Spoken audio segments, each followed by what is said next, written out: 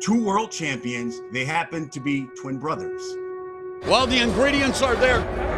Two guys who love to sit down to their punches and throw that firepower. I'm not scared of nobody, and I'm definitely not scared of someone who talks to me. There's no one in the division that can beat me. There's no one in the division that's strong as me. It would definitely deliver a statement. The power is for real.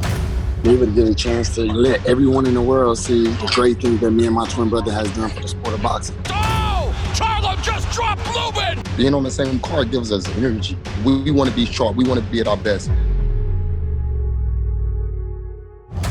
We're going to both meet in the middle of the ring, and we're going to let our hands go. Let the best man win. They are boxing. And they pound for pound.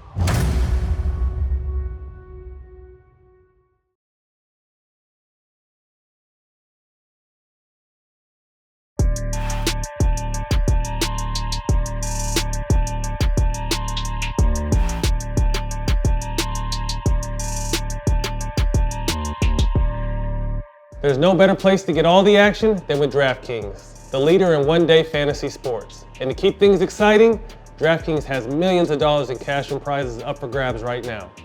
Download the DraftKings app now and use the code SMOKE. For a limited time, new users have a chance to win millions of dollars in prizes. Enter code SMOKE to get a free shot at millions of dollars in prizes with your first deposit.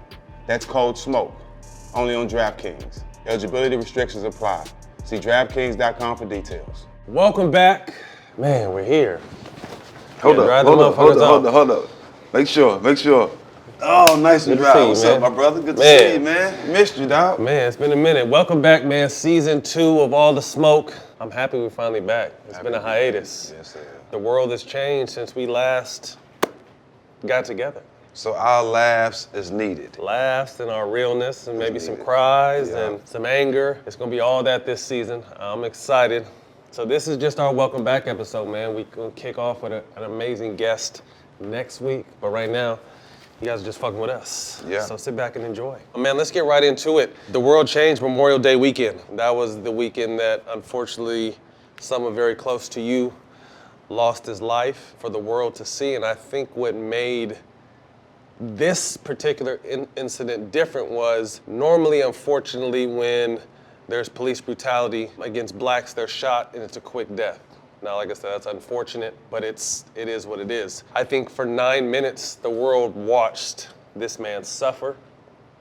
The world watched this man beg for his life. We watched him call for his dead mom. Like, my mom is dead. I couldn't imagine what kind of pain he had to be in to call for someone he knew that wasn't there. And I think the fact that we saw this for nearly the length of an NBA quarter changed the minds of some, not all, but changed the minds of some. And that was the beginning of hopefully a new America. Talk to me what it was like, obviously first and foremost knowing him, but then getting out to Minnesota and you kind of taking the role you took, because I know it was very unexpected. It changed my life, of course. I mean, I'll just go back from the beginning. I was in high school and a friend of mine named Telly, he was back and forth in Houston and in my hometown, Port Arthur, was like an hour away. And he was like, man, I got a friend named Floyd. Man, y'all might have the same daddy. Man, y'all motherfuckers look dead. And I'm like, huh? I'm just playing basketball, not really listening to him. Telly was doing his thing out there on the court. He was like, I'm gonna bring him back, I'm telling you. And he brings him down, and as soon as I see him, our first words to each other was, who your dad? Who your dad? And from that moment, we called each other twin. And during the course of time, we lived two different lives. He definitely lived the street life. But at the same time, that could have been you if it wasn't for basketball. Exactly. See, as I say, I was blessed to have more opportunity. I say that all the time. That's the only difference between me and him. Right. I had opportunities, and trust me, just like everybody, I was going down that same path. Still wasn't using the league. When I get to talk about Josh Pastner, is a reason why I didn't go down that. But we end up becoming close. Every off season, I go to Houston. He the first person I pick up. We hang out, shop, do everything together. Me playing basketball, we kind of lost contact at times, but we spoke at least once or twice a year. I had talked to him right before he moved to Minnesota. He had went there some time, came home, and wanted to change his life. And we have daughters the same age, Gigi and Sky the same age. So we used to always talk about our kids. He was going to Minnesota because he wanted to get out of the environment. You know, sometimes you just got to change the environment to change your life. And his heart was always in the right place. He just could never could get his environment to match his heart. You know what I mean? So he felt like going to Minnesota was the chance. Fresh start. Why he meant so much to me is because you have a lot of people, when we have success, that call you for the wrong reasons, that abuse our friendship. You know what I mean? And with him going to Minnesota, he could have called me for anything because you know I would have done it for him. This is the only person I consider my twin. He called me and asked me for clothes for job interviews. But it blew my mind, you know what I mean? And I saw the change in him, you know what I mean? Because we talked about so much stuff. He wanted to be fly, he wanted to floss and all that, but for him to call me and say, all I need is clothes for job interviews, I knew his mind was different. I knew he was thinking different. I knew he went to jail and rehabilitated himself. So to see how it ended up. How did you find out? I was actually asleep on the couch with Sky. And my girl, Tammy, her mom, my girlfriend, she's from Minnesota. Her family lives in Minnesota. She sent me the video. And I'm half asleep, and I look at it, I kind of just like breeze through it because we talk about it all the time. I didn't not realizing who it was or what was going on. I didn't even look at it like that. I thought it was just another black man getting killed by police. You know, I kind of laid back down next to Sky, and my eyes was open, so I just started scrolling through my phone, and I got like 50-something messages. And I hit the message from my homeboy Mike D, and it says, "You see what they did your twin in Minnesota."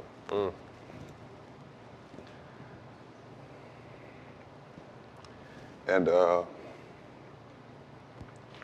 when I saw the message, it just correlated to the message that my girlfriend mama had sent me. And it just fucked me up because I seen myself down there. You know, I didn't expect it to be him. And I got mad, you know me, I started throwing stuff, and I just had to get myself together, bro. It's tough. It was a situation, I mean, similar to the way you looked at it. I didn't look at the message, I didn't look at the video for like 2 days. Cause I saw it from the beginning and I'm just like, damn, like another one, like I don't even feel like I don't wanna fuck my whole day up because you and I are very similar. Like I'm gonna post it, I'm gonna say something, you're gonna do the same thing. So I avoided the situation for 2 days. And then I looked at the video and like I said, the one thing that stuck to me was the length that it happened and then knowing that my mom is dead and another man's mother is dead and he called out to her, I was like, damn, like that. See, what people don't know is, as a man, especially a black man, you're not screaming for your mother unless you know you at your last breath. Are you helpless? Are you helpless? I remember as a kid, when I got into a fight and I had never been arrested, but being in police handcuffs scared me so much that I was screaming for my mama. She couldn't do nothing, but I was screaming for her because I was so terrified because I'd never been arrested. We only do that when we have no other resort. The last resort, and then on bro. top of that, to know she's dead too. One thing that really has bothered me, and I think it really was highlighted in the George Floyd situation, but all these, because he was not the first, he hasn't even been the last, unfortunately, there's been several since him, is the first thing they want to do is find a reason why it's okay. Well, he did this or he did that, and like you just touched on, he had been down. You know, that shit happens to people, but he was trying to rehabilitate himself. He called you not for money, but for some suits, for job interviews. You know what I mean? But the first thing people want to do to justify this bullshit is, in second grade he did this. Trying to in demean high his school character. he did that. You know what I mean? Because at the time these cops are killing these people, they don't know these people's track record. Right. They could be churchgoers, they could be vegan yoga people, or they could have some criminal background, but you don't know that. But tell me how you ended up being front line, because next thing I know, I'm seeing you literally front line, and I'm just like, okay, shit, here we go. You know, as basketball players, bro, it's not too much that we don't feel we can control. True. I felt helpless, dog. You know what I'm saying? I felt helpless. I was mad. I was angry. I wanted to hurt somebody. I just wanted to do something. Having common sense, I knew I couldn't do nothing stupid. Right. So what could I do to make an impact? You know what I mean? What could I do to show people my frustration and show that this has to stop? In the midst of my tears, man, I just feel like, you know what, I got to go down there and make my presence known and stand for Georgie. And that's what I did, man. I got with my publicist, set up a press conference. I had some powerful people with me, Tamika Mallory, so many other people, Trey, my son, Bun B. I had a lot of people with me. I didn't know the magnitude of what was going to stem from it. You know what I mean? I had no clue what was going to happen, but I was just going down there, man, to let people know that Georgie has somebody that's going to speak up for him. You know, there's so many cases where people didn't have anybody to speak up for. Well, they do. They just don't have the platform. Exactly. And that's the thing. So the media will demean this character, and something else will happen, and it'll get swept under the rug. But this didn't. You know what I mean? You spoke. And that was my whole point for going down there. You know what I mean? Because I knew, like you said, I knew they was going to try to demean his character. But I knew I had to be the face for him. And not only that, I knew we looked alike. Yo, so you literally got the face for him. You know what I'm saying? And that's why I said, when you see me, I want you to see him. You know what I mean? And like I said, a lot of things stem from Real quick, how did you guys get the same size and shape nose, though? I don't know. You guys picked them shits out or something? I don't know. But Gary, we got the same nose, though. I don't know how that happened, man. Man, rest in peace, George. Yeah, man, miss you, Georgie. But the people in Minnesota was happy to see me there because not only was I there crying for my brother, but I'd inherited so many other mothers' pain who don't have a Steven Jackson to speak up for them. Hardell Sherrill, a kid that had a pre-existing condition, they arrested him, put him in jail on the cell for 8 hours. He told him he needed to see a doctor before they put him in the cell. They left him in the 8 hours. It's on camera. You can see him going through it. They just let him die. The mom finds out she has nobody to speak for him. She calls the police station. They won't even answer the calls or give her. She got the footage, but they won't even give her no explanation of what happened. As we were walking out the press conference, Matt, she's on the corner by herself. This old lady with a sign crying for her son. I have to be the voice for her. Right.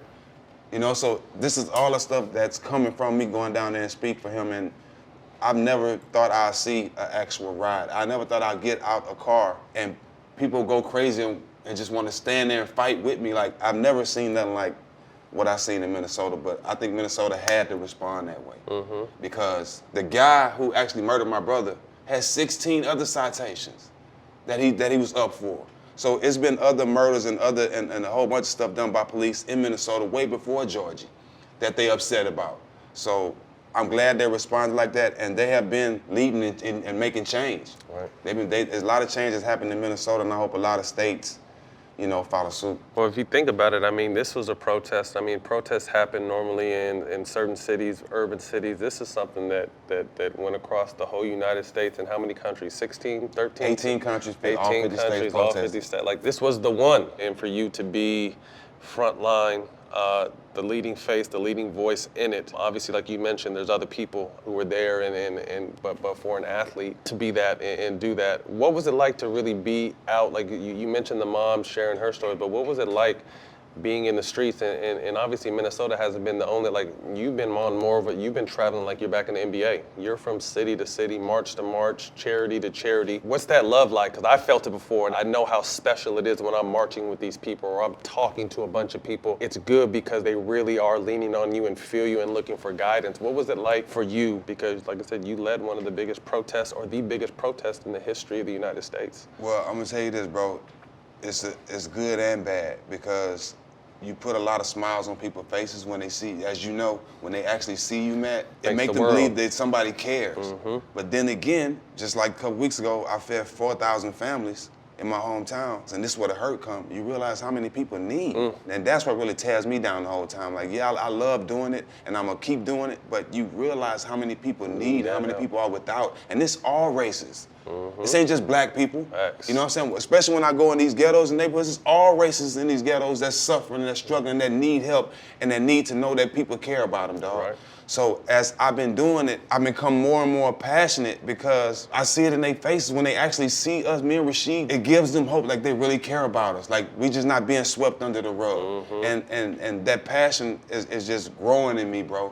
You know what I mean? Because I know I'm helping people, and I'm doing God's work. What have you learned being out there and on the front line about equality and systematic racism and everything that we knew, but actually being in the middle of it and feeling it?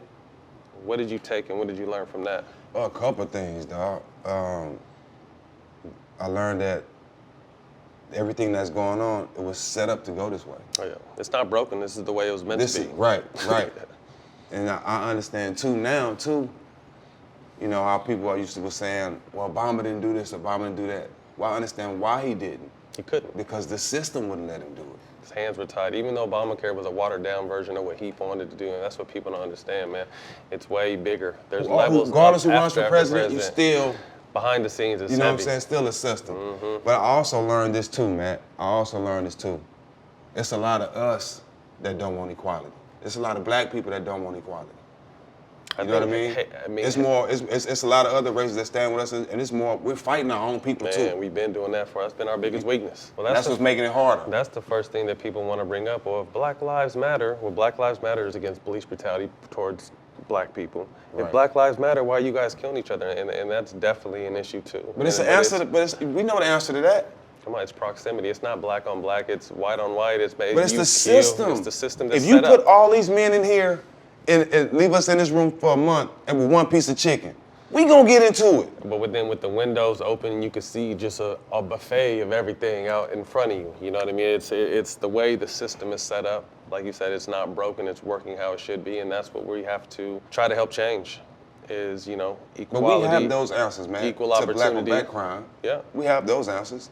Spend the same money you spend in the suburbs, where it ain't no more ghettos, where it ain't no more projects, where it ain't no more slums, where when they walk out their houses, they don't have to go stand on the corner and fight over $10, where they both have businesses in that same neighborhood, and the money is circulating in their neighborhood. I guarantee you the killing will stop. There's no question.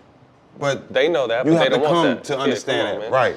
They want us to take each other out, but that's what we have to realize as a community, as a people, and like when we tell people to put the guns down, then what? I'm working with a group in Sacramento called Advanced Peace, and we work with frontline shooters. Like we work with the people who are doing the shootings or the people that are most likely to be shot. And we try to bring them to this program, 18-month program. For 9 months, you set goals and try to accomplish your goals. And then once you get to that 10th month, you can earn money up until the 18th month program until you graduate. So we're directly on the front line with people who are doing what we're doing. Obviously Black Lives Matters is something, but crime against killing each other is something that needs to change too. But my whole thing is like we can't tell people to put down guns or stop doing this because that's all they know and that's their only means. So if we're telling them to put these guns down, what do we put in their hands other than that? Are we putting computers? Are we giving them job opportunities? Are we giving them skills to make some money so they don't want to have to kill people? And you got to deprogram them from the streets. You can't just take them out of the streets and give them something else. You got to slowly deprogram them and pull them away from what they've been knowing their whole life first. Absolutely. You know what I mean? And that's the only way they can go forward. But knowing our power too, if we could ever come together, blacks and browns, and then like you said, we have plenty of other allies from other colors that are going to jump on board, we can change the world. But there's too many of this instead of this. And hopefully, now we can be a part of that change. We have been a part of that change. Hopefully we continue to make progress in that. I think we'll be 5 or 6 weeks out from voting, so that's going to be very important, not just only on the federal level, but your local and state level, because we control the mayor, the DA, council members for your local cities. That matters. So, voting on all levels matters. But now's the time, and what I tell people too is this shit didn't happen overnight. This has been 400 plus years of this. So the change we try to make today is that we aren't going to directly see the effect of the work we're putting in, but our children will. Right. And their children will. Because like I said, the shit didn't change. It didn't happen overnight, and it's not going to change overnight. So we got some work to do, man, but I'm up for it. I know you're up for it, and I'm excited to move forward with it. Proud of you, bro. You've been doing some great work, bro. You too, man. You too. Pivoting to a situation that hit in the midst of this, you got caught up in somewhat of a scandal with some anti-Semitic. When I first seen the situation, knowing you, I knew 100% all you were doing was backing up your people. Not necessarily knowing what the magnitude of it was, but you saw one of your brothers against the world and you were with them. And I knew without even talking to you, I knew that's what you were on. But obviously that turned into a situation. And you were right in the middle with all the amazing work you had done. Like you came to almost a crossroads where that could all have been wiped away. You know what I mean? So what did you learn in the process of having to show people who you really are? When I started doing all the work in the streets and doing everything when I stepped up in Georgia, and 18 countries and 50 states all protested, I was warned that a lot of things are gonna come at you. Your words gonna be twisted. It's gonna come at you a million different ways because you're standing for something that a lot of people don't want. I understood that. I was fine with that. What I've been doing before this situation was fighting for equality the whole time. I get a call from D-Jack, or a text message, saying, bro, call me. I was half asleep, so I didn't reply back. And he sends me about 4 or 5 messages And this was the actual the quotes he posted. Didn't even read them. Half sleep. I wake up, Big Bro called me back. He sends me, I think I sent you the text message. He sends me the picture of what the Eagles posted. My reply right back to him was, I'm gonna say I saw this and reply on this, right in my text message. I sent it to Shaq too. So it was clear what I was talking about, you know what I mean? I wasn't even thinking about nothing else. I didn't even know nothing about what he posted. So I told him, I said, I'm gonna defend you on that because they can't handle Riley Cooper different than the way that they handle you. That's not right. This is what I've been on, this is what I've been marching for, this is why I've been in the streets every day up until this actual incident. I was clear on what I said. Obviously, what he said, I should have read, but me personally, I don't have a hateful bone in my body. You know what I mean? So to even think that I'm saying something or defending somebody demeaning another race. Everybody knows me. The only thing I regret about that is I could have made it clear what I was saying. I've never had a history of racism to anybody. You wouldn't even know Steven Jackson if it wasn't for a Jewish kid named Josh Pastner, who's actually the head coach for Georgia Tech. He went to Arizona, right? Went to Arizona, but he drove to my neighborhood, drugs being sold. I have no idea where my life going to give me an opportunity to play on this AAU team, which his dad gave him at 16. So the picture that was painted went way over my head. I didn't even think about it. But I understood how the hurt behind it and the people who I was cool with. You know, I had a conversation with them. They knew what I was saying, but I still had to, you know what I'm saying, had to have the conversation. So I understand, but hurt is hurt regardless where it comes from. No, it all you know what I mean? all colors. So I don't need to be taught to love somebody or to treat everybody the same because I've been that person, just like I treat everybody the same. This was just a situation where my words were twisted and the people that knew me knew what I was saying, so that meant more to me. Josh called me and he knew exactly what I was saying. That's who really saved my life. So by him knowing, that meant a lot to me, and I just moved forward, you know what I'm saying? I continue being me. I don't mind having conversations with anybody. Because at the end of the day, man, I wear my emotions on my sleeve. And I don't have a past history of hating nobody. So I just live by that. I think it's another situation to where, like you said, as good of the work you're doing in one field, there's people who don't like that. So automatically you become a target. I'm sure you got death threats. When I started doing the Stephon Clark shit and talking against the police, I started getting death threats. I'm sure you got the same thing. So every day. It's a situation where now we both are in a situation now because obviously we have the show we have. Like, we really have to be calculated on and conscious of when we go into specific areas to really explain or just get our point across, because it can, like you said, it can be taken, it can be twisted. You know, you were combating a situation with the way the team treated him, but then you got pulled into, because like you said, you didn't do your homework, but you should have, of what he actually said. You know what I mean? But like I said, the first thing I saw when I saw it was just like, first of all, like, whoever knows Jack knows Jack. It was a tornado for a minute, man, but I'm glad you came out on the other side. Over this whole process, you know, since you've kind of taken the front line with the George situation, who were some of the people who helped you get through it? Because I remember talking to you, man, and I know you, you know what I mean? So I know when I was saying some shit to you, I know it's probably pissing you off, but I knew I had to say it. Who were some of the people you leaned on and to just kind of get guidance? I remember one time I knew you were tired. I knew you needed to get some sleep, but you were just going. You were like, bro, I'm tired. I can't even sleep. That's how tired I am. And you were smoking. I was just like, bro, before you can help anyone else, you got to take care of yourself.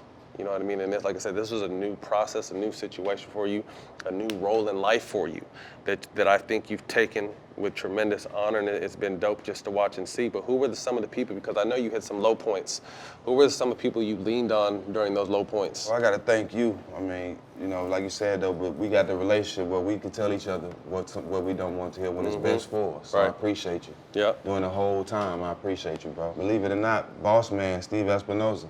Okay. I talked to him a lot during this time, but I really relied on my normal people. Al, my partner Will, my girl, and Bun B. I think Bun B stepped up. I think when everything first came out, when I went to Minnesota, he texted me, "You suiting up for the biggest game of your career. I mean, your biggest game of your life." And I really didn't understand it. Then he came back with the next text and he said, "Everything you've been through in your life built you for this moment." I've been having great support, and like I said, I got invited to talk to Trump, Biden. I turned all that down because you know that's not me. You know what I mean? The people that you need to talk to get equality, you need to talk to them. I don't have those answers. I'm a regular guy, just like, you know what I mean? I just got a big heart. And but it's been Jamie Foxx. He was real big. I think as soon as I was going to Minnesota, he came down and stood with me. you know, and I have so many people reaching out to me to get Tamika to you. Mallory, I love her. She's dope. Man, that's my sister. She stood tall with me. Man, there's been a lot of people, but at the end of the day, I still don't know what I'm doing, Matt, because I'm just leading with my heart. I'm just trying to do what's right. You know what I mean? And 9 out of 10 times when you're trying to do what's right and you letting your heart lead you, hopefully you're going the right direction. I feel it. I guess to tie all this up, from being thrust with the George Floyd situation coming to your porch, and from the beginning it was peace, love, and to your own admission, still kind of finding out what the fuck you're doing. You're just leading with your heart and love, and you don't see color, you see people, you see human beings, to being thrown right in the middle of the anti-Semitic quote that was made, and then all of a sudden everyone thinks that you're hateful and you don't like a certain community, when in actuality, the people who know and love you know you and know what you were about and what you meant. What have you learned, and how do you feel like we can come together as these two communities? You know, I know you went and spoke to a rabbi, and you and I talked about that, although it was a good idea. It's just like you're talking to a complete stranger. You know what I mean? I think you kind of get more out of talking to maybe some people of that ethnicity that you know. You know what I mean? So you can have a real deep down conversation. But, you know, to never compare atrocities, obviously the black community's been through what we've been through, the Jewish community's been through what they've been through. How do you feel like we can come together as people? One thing that bothered me was that I was put in that position where it seemed like I was standing on the side of hate, you know, and it took a lot. It meant a lot for me to call the people that I knew, you know what I'm saying, to mend those relationships. And I understand people's hurt, you know, I understand other people's pain, and that's really what we all need to do. Sit down and have a conversation and understand each other's pain. I think that's where we fall in line and try to make the next person's pain more hurtful, when pain is pain, you know what I mean?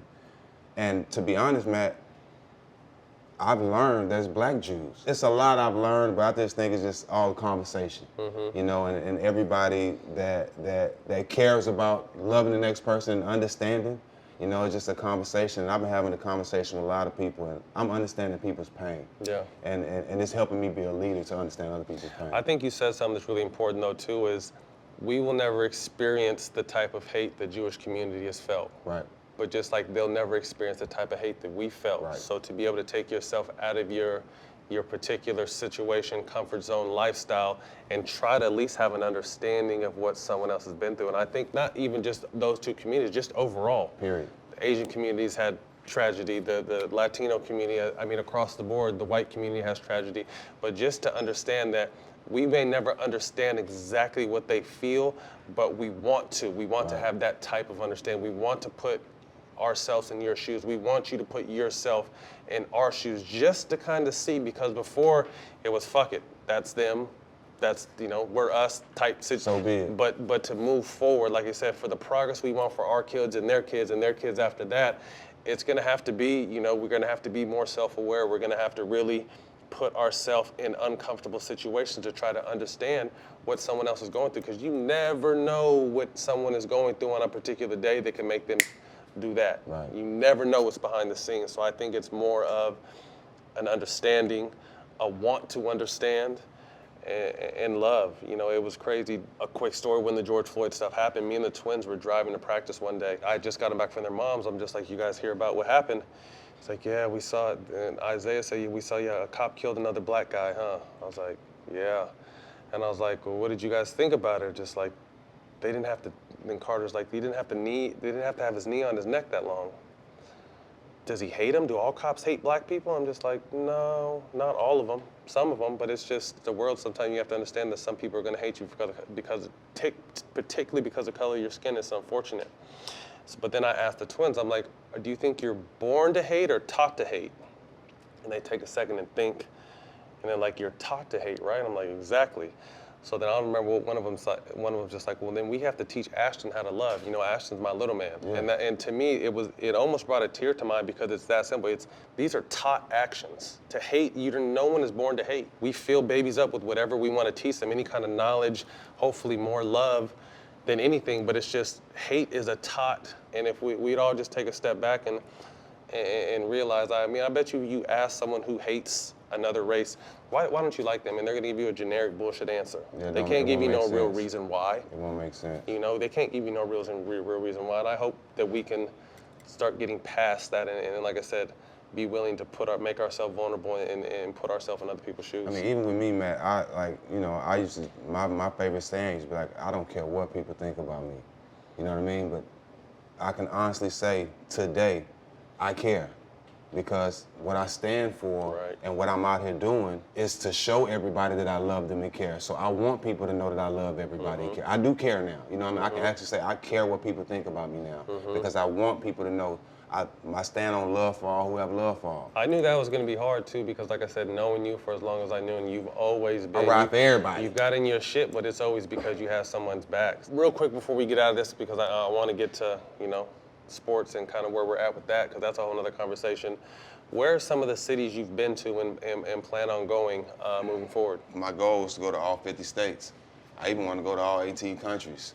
That stood for me because, like I said, Matt, I've talked to people 80, 70 years old. They tell me, what you're doing, we've never seen. We've never had this moment. I just want to keep this going. I've been to Philadelphia, Chicago, I'm losing count, Detroit, Kalamazoo. I've been a lot of places, and I'm going to continue going because as you go from city to city, like I said, you continue to see how many people need and how many people need to know that there's people that care about them. We talk about standing together. We talk about bringing everybody together. Well, the people that need, the homeless people, they're a part of it too. They need help too. They all a part of it too. So, it's just a passion that grew inside of me. God put me in this position for a reason. I'm just embracing it, bro. But I've been to a lot of states and I'm trying to reach them all. In closing, I think for the first time in 400 years, they hear us. Now we just have to understand we have to come together and have a strategic plan and in hopes of what we would hope to see. Probably not for us, but for our kids, but it's gonna take everyone.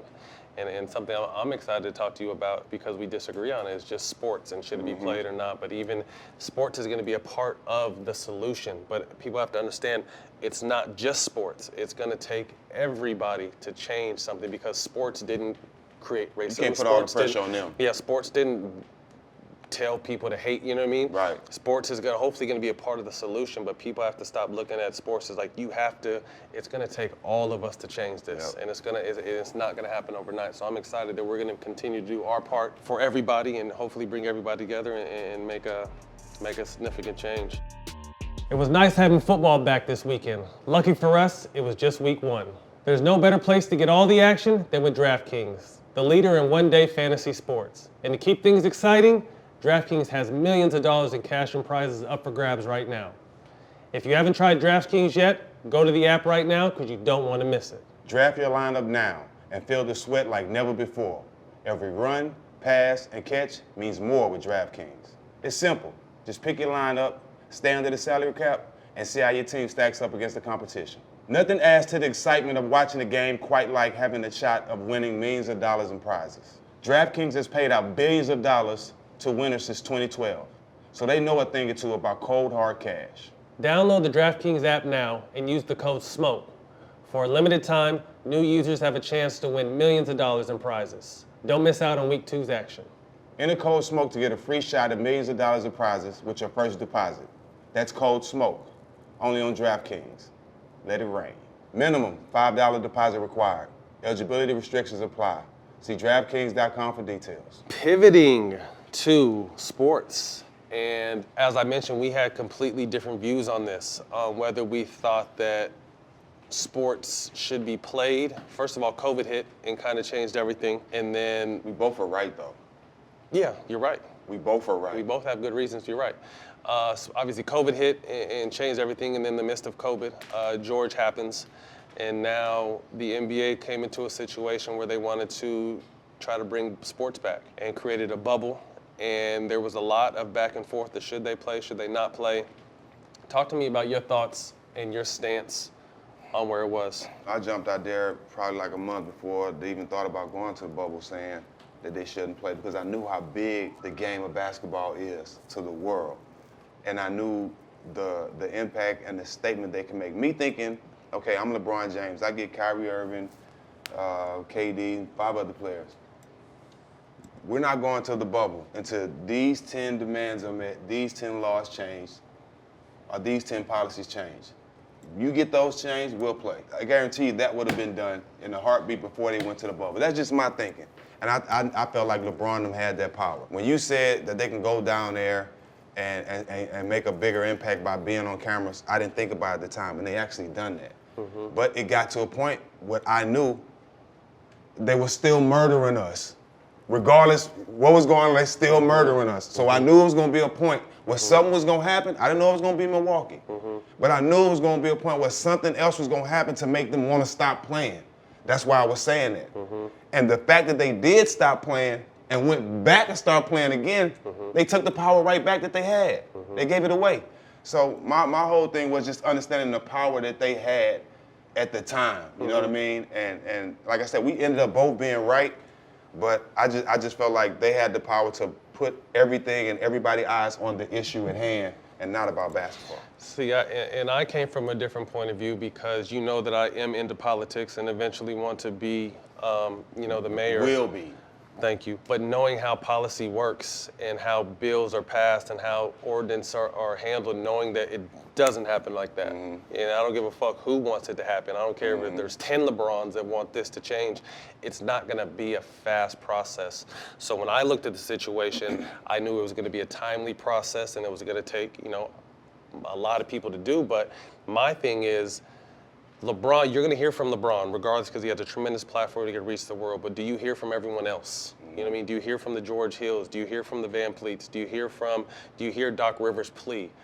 If they're not in the bubble, you don't hear these individual pleas, and I think when you have the logo behind what these guys are saying, the world travels further. Now, granted, putting Black Lives Matter on the court and putting names on the back. Did I say that? I said that's all they was gonna do. Yeah. And we seen it before. And that's not enough. But after speaking to Chris Paul, I know they're trying to make some real significant change with these things. But like I said, it doesn't happen overnight. And that was my whole thing that I wanted everyone to understand, because they have and we still do have the power. And I think we showed how powerful we were when they just decided not to play, and it was a domino effect. Not only the NBA, Major League Baseball, who's a predominantly white sport, MLS, I know they're not predominantly black.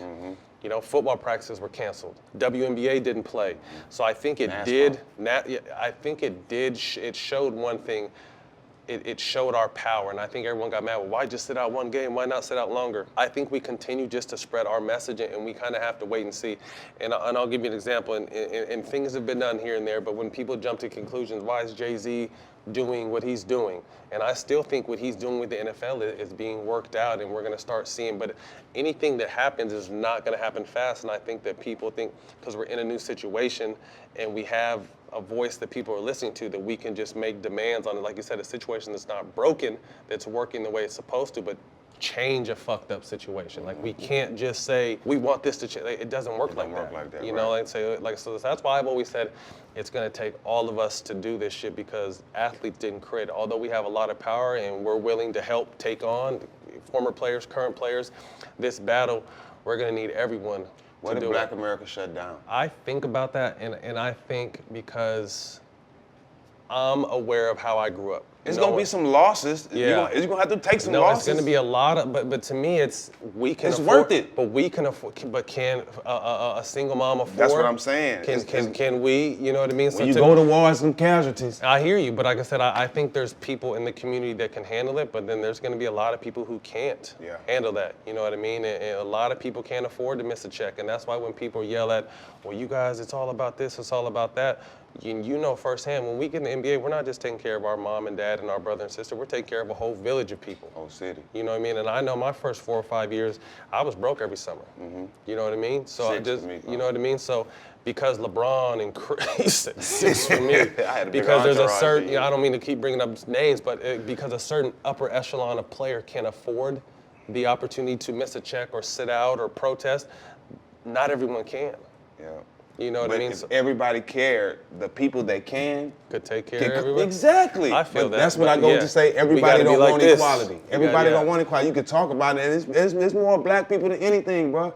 They always talk about it. I know so many people that say, man, if I was living back in the slave days, what I'd do, what I would.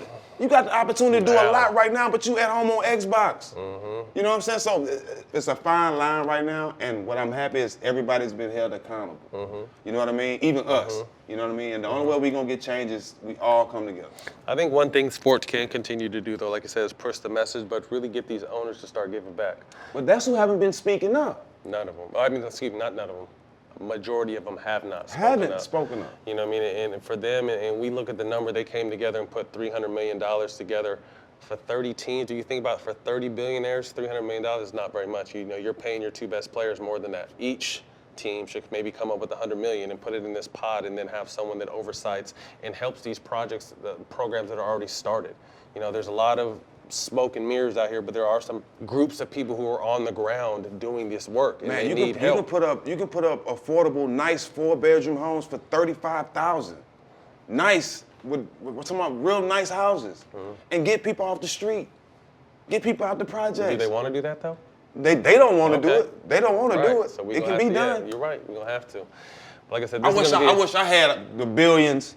Give me $1 billion, and I guarantee I spend all of it. Except probably $1 million or $2 million. I spend $1 million for myself, but the rest of it, I'll give away, dog. I honestly will, dog.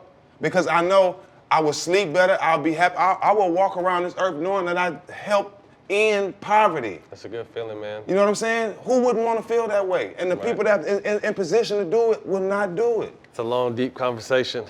What would you like to see the NBA do more? You know, I got a chance to talk to my son, and I saw Tamika, and I see them out there, and we had he and I had a long conversation. You tapped in on Instagram. What would you like to see, not only the NBA, because it's not just our job, but what would you like to see from sports? Because you know we do have a platform, you know we do have powerful voices. I would want to see guys actually out there in the streets, touching the people, you know, letting the people see them there, you know. Makes a huge difference. So many people got money that can just send money, but actually being there physically, letting them see you, and your time is being spent with talking to them and giving them a hug or just bringing them groceries, that means everything to them people. It gives them another life, Matt, knowing that somebody cares, knowing somebody that has success that's taking their time to come out to show them that they love them and they care, bro. That means everything. I just want to see them more out in the streets. I know donating is good and money is good. We need that. They need donations. But go out one time. They need to see that hope. Yeah, go out one time. The look you see when you catch people off guard and they see you the first time, and just the looks on their faces. Kids, me and you just now. Oh yeah, just outside. Kids, grandparents, it's just like they light up. And if people realize how special that is, you know, because sometimes, you know, that's all someone needs to get through a day or get through an issue or get, you know, just to say I met so-and-so or. That spark. You know, when last time we was out here, people came by before COVID and you hit the joint. You know what I mean? Like it's just man, I'm going to start me a podcast. So, anything. I'm just telling you, man. That's just how a it works. small hope. So there's 30 teams. Obviously, there's 2 LA teams. That's 3 Texas teams. You know what I mean? That's 30 different communities or 28 communities, cities that can directly be affected by these teams. And some of these cities have NFL and NBA in them. You know what I mean? So like I said, I really think for the owners to step up and really give back to these communities, because you got to think, they're building these new arenas everywhere. Although they're affording jobs to people at the same time, the cost, you know, with gentrification and the cost of everything, to a ticket to the game, to bring your family, to feed them there, to get some jerseys and some sweatshirts, that shit is a lot of money. So they're constantly taking, people are planning their monthly budget around going to support a football game or going to support a basketball game. And these owners are soaking this money up, you know, so that to me, obviously players give back and get in these communities, but these owners that are in these, most of the time, inner cities where their arenas are and they're making all this fucking money, that's to me who needs to step up, because we haven't heard them talk very much. You know, they put some money together, but like you said, sometimes it's more than money, and it should be a lot of money because they are making it. And we're not here to tell anybody what to do with their money because it's their money and they owned it.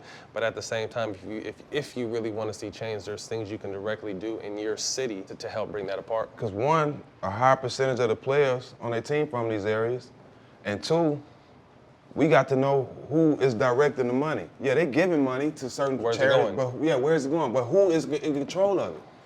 You know what I mean? And that's the biggest thing. You never know who's in control of the money, and that's why it's not getting to the right places. You got to have somebody that's from these areas that know these people, that know what, that's been here, that know what areas You need to start rebuilding to make it easier to change the whole area. But if you got somebody from the outside that's never been in this area, that don't know nobody, that's never walked in the streets without their shoes, they can't give you these answers. Right. No, it's got to be more transparent. It's got to be more community outreach to get the right people into the inner circles that help try to fix the problem. That's even the same thing with policing, though.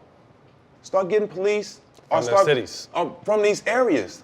So, perfect example. If a kid get pulled over by a cop that grew up in the area, that might know his uncle or something, say, man, I might not take you to jail. Or if I take you to jail, I'm going to call your uncle. I know I can't handle him because I know his whole family. And so the contact and the conversation is going to be different because I'm from here. But when you bring somebody that's not from this area, don't know nobody, that never went to somebody's house and got a plate of food, and just come in this area, it's going to be confrontation. Well, you fear what you don't know. Right. We don't know them, they don't know us, it's fear. Crazy part I know in LA in particular, I know someone that works, in the LAPD, and they told me, like, people don't want to work Beverly Hills and in the rich areas. They want to go to the hood for some action. Like, what kind do you want to go for some action? You know what I mean? Freaks. So it's just like, I think you made a great point. I think there needs to be more programs set up to where, you're teaching these people, because if they had an opportunity to go to the police academy, a lot of them will be trying to become police. All you have to have is a GED to become a B cop. And it's only 6 months of training, really. I mean, you got to train a lot longer in a lot of other fields to become a professional at what you do.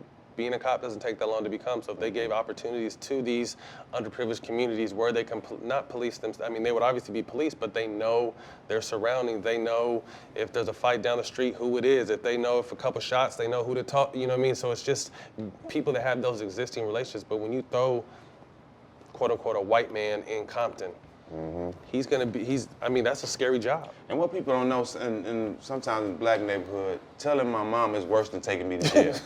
I just want to let y'all know that. Especially as a teenager, because you're going to get your ass whipped by your mom and your uncle going to beat you. Then you might come back home and get the extension cord.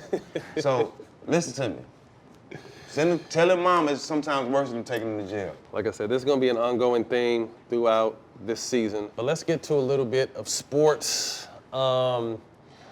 The bubble to me has been great. I think as far as it's been entertaining, and we can say that. I think as far as creating a safe environment for these guys to come play, still get their message off, but just the level of competition has been. 2 players forced me to watch the bubble. Who? Jimmy Butler and Dame Lillard. Killers. They forced me, bro. Did you see how hard Jimmy was working during the time they was trying to figure out if they was gonna go to the bubble and all that? He was working his ass off, bro. yeah. And it's paying off. But I knew Dame was, I knew Dame was gonna come out and play. But like you said, just the competition, the way guys been playing, I think the best part about it is they all in one spot. So like I said, it's like a glorified AAU tournament, but it's no fans. So the competition, I think that's why the competition's been so well, because everybody's locked in. You know what I'm saying? There's no outside life, there's no going to the club, there's no hanging out. Everybody's locked in. I think that's why you're going to Game 7, even with the club. The run that Dame went on was legendary. The run that Luka went on. Luka is the funny part, we both said the same thing without even knowing what was going on. I walked up to the table.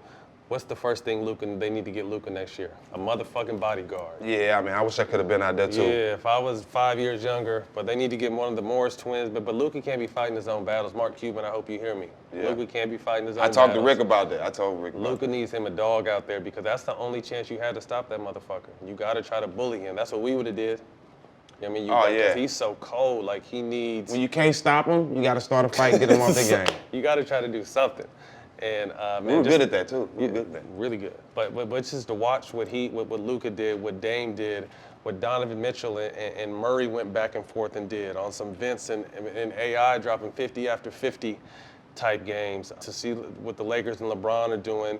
To see what Jimmy's been doing. I love what the Heat have been. I picked the Heat to beat the Bucks because I finally feel like Jimmy's in a real leadership situation with guys that are young but not babies that will really listen and understand what kind of work he's put in the past and how hard he leads by example.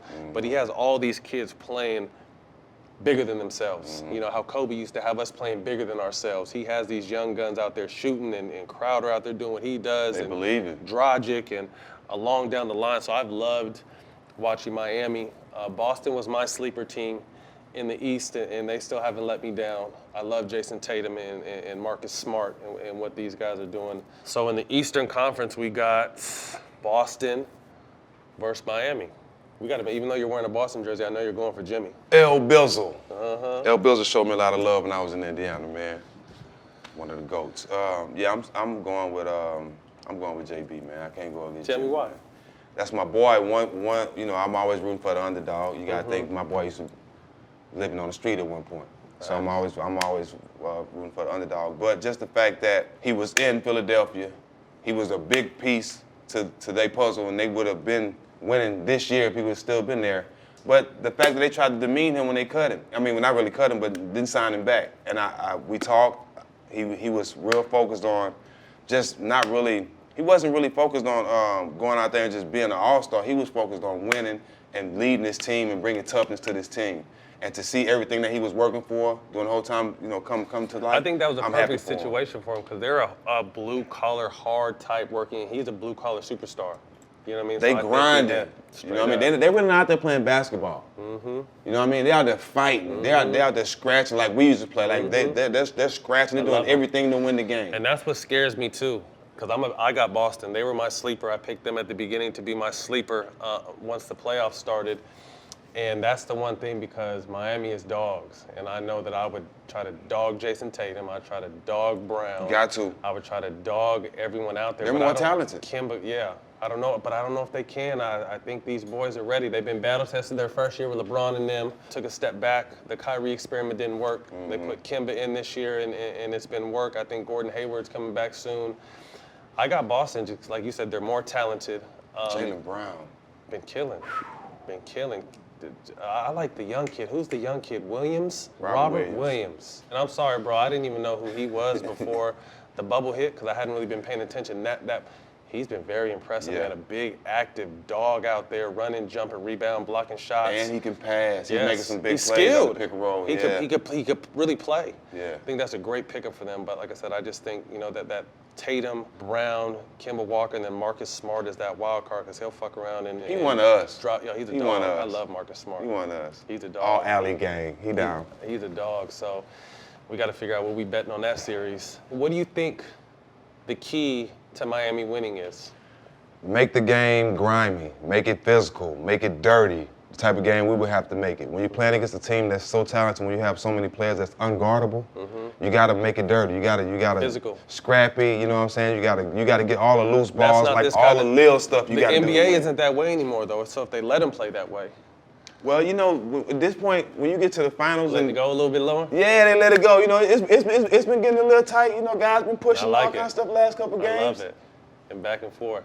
I think the key to Boston is, I think their big three, Kimba, Tatum, and Brown have to average at least 6 together, at least 65 or higher. Marcus Smart to beat him, and then everyone else to play their role. And that's what I like about Boston, that everyone plays their role. But Smart guarding Jimmy? As does Miami. That's the one thing I like about Boston, too, is that everyone tries to guard. You see Tatum out there trying to guard. Brown is out there locking up. They all take on Marcus Smart is the heart and soul of that team, just like Jimmy is the heart and soul of Miami. That's going to be good. That's going to be a blast. We got to figure out what we're doing. Maybe some more push-ups. Yes, sir. More push-ups.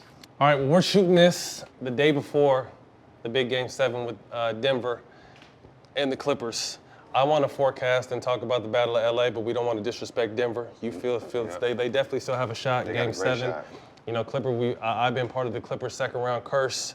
I'm hoping this year it breaks. What do you feel like Denver needs to do to get past the Clippers? Continue playing the game and playing the way they've been playing. I think Clippers got to figure out how they're going to stop all these damn layups from Denver. No, that's what I said. I'm saying they get into the paint and laying the ball up every time, man. Every time, bro. Pick and roll. And Jokic, the best passer in the game, is a big man. He's just picking them apart, bro. Murray's been putting up some crazy numbers, dog. Ridiculous. He's been having some 50-point games. So if he come with a 50, 55-point game, look out. Clipper Darryl. Like you said, the bubble has everyone focused, and something that the outside fans may not realize is that home court shit is real. And then the big lights with the crowd screaming at you, and you don't have that no more, that's a huge... That matters. Usually it took the mental capacity of the stars to kind of step up, but without that real home court advantage anymore, like you're really seeing, you're getting the best of everybody. Some guys hitting these shots.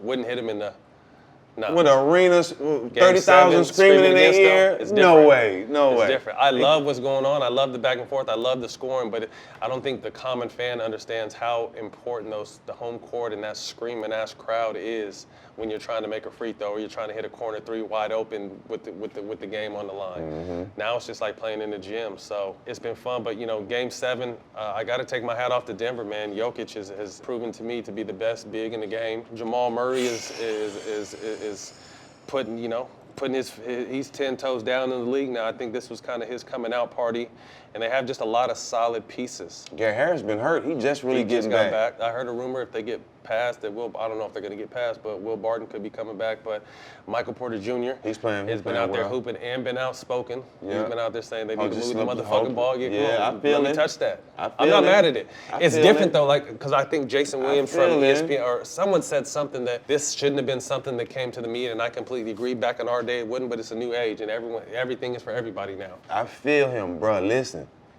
you missed a whole year doing back surgery. All they want to do is bro, you still got to pay your dues, bro. You can't just show up and when Jokic and Murray and Harris been carrying this team all the time, you want to show up because you have a game where you dunk on somebody. One play, bro, one shot. Slow your roll, young fella. You got a lot to prove because what nobody on your team is telling you, the Clippers picking on him. Whoever he guarding, ISO. So you got to get your deep. It's a lot you don't see that your coaches see, young fella. Trust me, I've been there. Popovich did the same thing to me. I like it though. I like his energy, his enthusiasm. But like I said, it's definitely a lot more to learn. I think he's very talented. The Clippers, on the other hand, and I said this, it was not going to be pretty. It was going to be an ugly situation the whole way along. Grind. Now we see Game 7. Another thing that I think people don't take in consideration is, Paul George came out and talked about his mental health in the bubble. Being isolated from his family and locked off from the world. I talked to Chris Paul, and he said he had trouble leaving the bubble and kind of getting back acclimated because they've been locked down for over 60 days. Now it's obviously been longer since I talked to Chris, but he said he had problems sleeping when he got home. He woke up in a panic sweat. So I don't think we consider everything that's been going on in the world, and these guys have been doing what they can do to be a part of the society and the social justice push and still entertain and play basketball. But just that mental of just not being able to see. I can imagine not being able to see my son Ashton for 2.5 months. You not seeing your kids and kind of just being locked out and isolated. I know a lot of people would rather be in the bubble than be where they at right now, so I don't feel sorry for none of them. I don't, bro. I don't feel for none of them. Y'all in the bubble, y'all in a nice place, y'all got food, y'all good. Some of y'all got tree in there. Some of y'all smoking tree in there, okay? So y'all got everything y'all need in there. It can't be that damn bad. But bro. it's just different. Like I said, it's just that mental approach. You know how you have to be all the way locked in to be able to perform the best you can perform. You know what I mean? So if you're not all the way locked in, because I've never been, you got to think, we have money, we always have been able to move and do whatever we want. You can't do that no more. So although it's still a lot better than the world's circumstances, I'm just saying for players, it's just a different approach and mentality that they kind of have to conquer. Me personally, if I'm in the bubble and I can't do nothing, knowing the lifestyle I live, I would have been way more focused. I wouldn't have been in another place because I'm sitting here focused on I can't do nothing else. It's just like you in jail. Why everybody get swole when they go to jail? Ain't nothing else to do but lift weights. So if you're in the bubble, you shouldn't be focused about nothing else. You shouldn't be not focused on basketball because that's all you're here to do.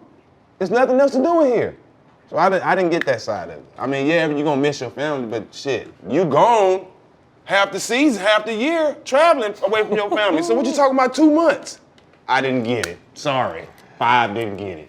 I'm looking ahead to the Clippers beating Denver. I hope this ages well. And we have the Battle of LA in the Western Conference Finals. I like that. You had the Lakers winning it. I had the Clippers winning it. Yeah, and you're gonna owe me some money in a minute. The Battle of LA, you still feel the same way?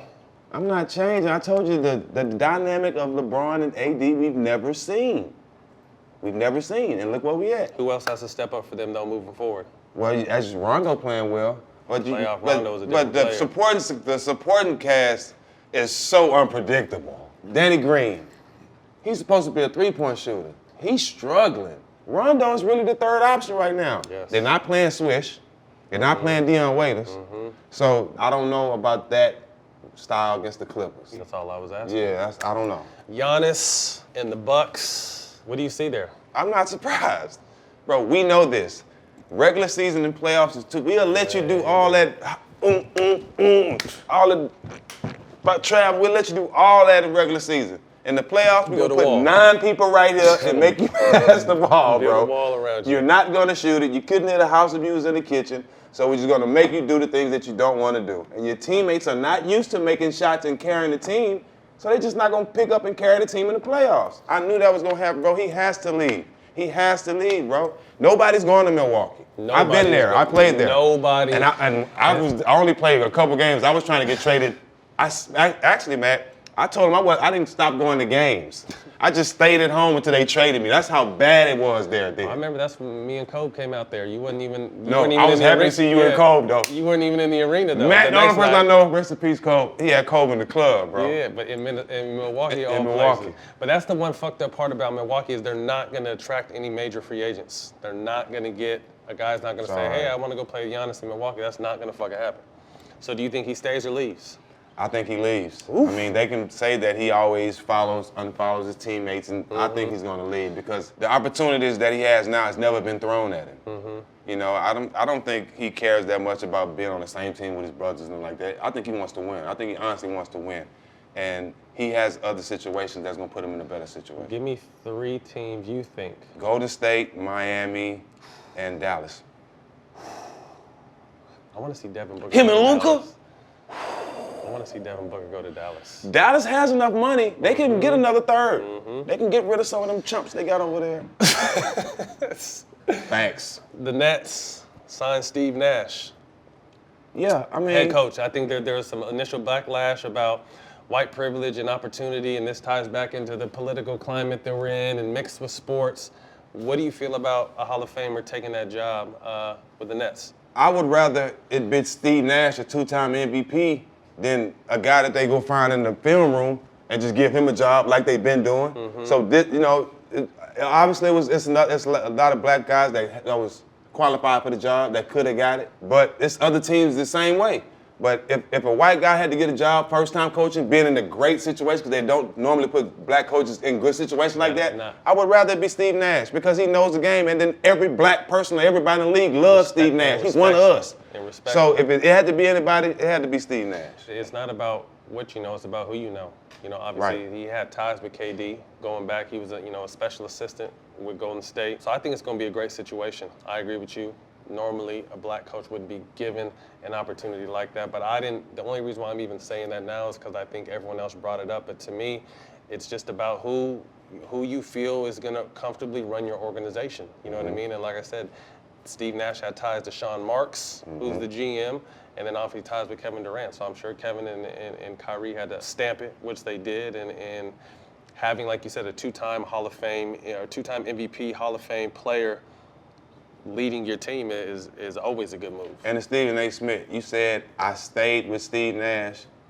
I've never lived with Steve Nash in my life, bro. What happened? I didn't hear it. He was saying, he was trying to make a disclaimer before he came out with it was white privilege, and he said, even he did a lot, even Stephen Jackson stayed with him. I've never stayed with Steve Nash, Stephen A. Smith. So get your facts right. You do a lot of blabbering on TV, make sure you get it right, bro. I've never stayed with Steve Nash. That's my big bro. He was there when I got drafted, but I never lived with him. I had to clear that up. Look like I'm going around living with motherfuckers everywhere. I ain't homeless. Now, your favorite coach in the NBA, Mike D'Antoni, decides to walk away from Houston. Thoughts about that? Man, listen. It's best to walk away sometimes. You know what I'm saying? It's best just to walk away so you won't get fired. They can say that they was going to bring it back. Come on, man. I said this from the last 3 years. Even when he first got the job, I said he's an offensive coach. James Harden don't need to be coached on offense.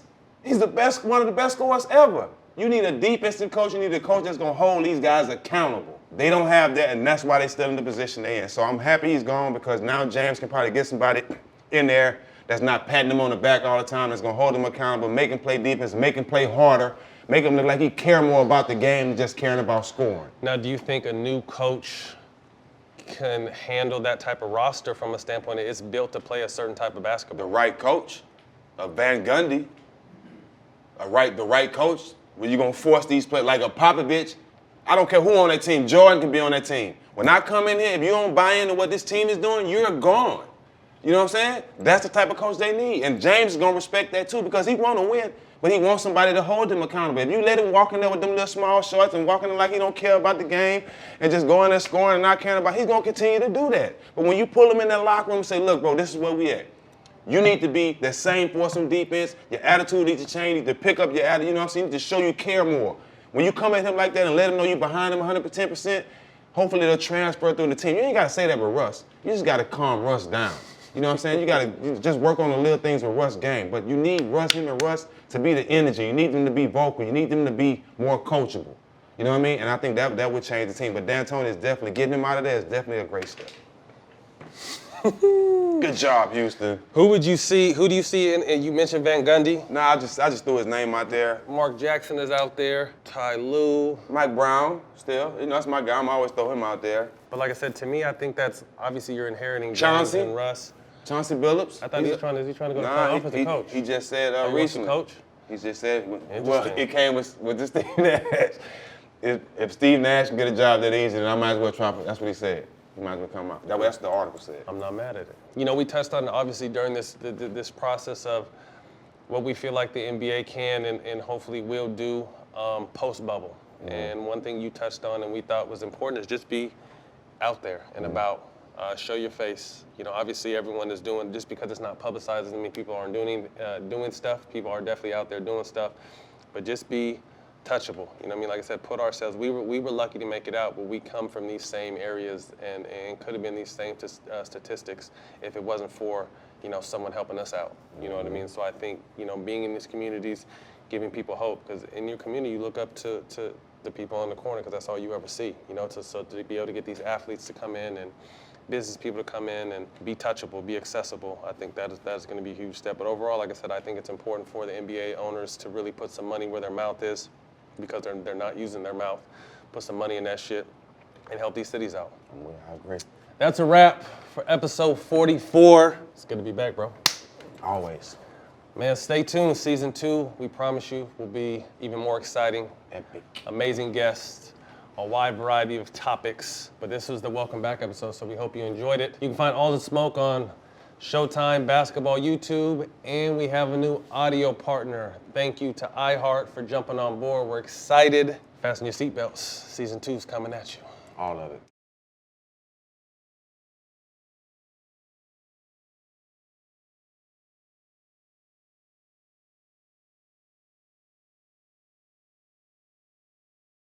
Two world champions, they happen to be twin brothers. Well, the ingredients are there.